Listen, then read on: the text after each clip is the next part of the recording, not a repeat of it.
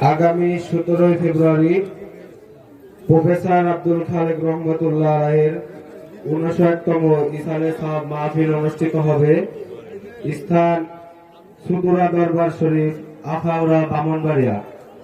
আমাদের সিলসিলার উজ্জ্বল নক্ষত্র ফুরফুরার মুজাদ্দিদে জামান আবু বকর সিদ্দিক আল কুরাইশি ফুরফুরাবি রহমতুল্লাহ আলাইহির অন্যতম খলিফা কুদওয়াতুস সালিকিন, জুবদাতুল আরফিন, কুতুবুল ইরশাদ, আরহাস সাহসুফি প্রফেসর আব্দুল খালেক রহমতুল্লাহ আলাইহির 59তম ইসালে সাহাব মাহফিল অনুষ্ঠিত হবে। তারিখ 17 ফেব্রুয়ারি মঙ্গলবার 17 ফেব্রুয়ারি আরম্ভ, বুধবার ফজর পর্যন্ত অনুষ্ঠিত হবে। উক্ত মাহফিলে আপনারা সকলে আমন্ত্রিত।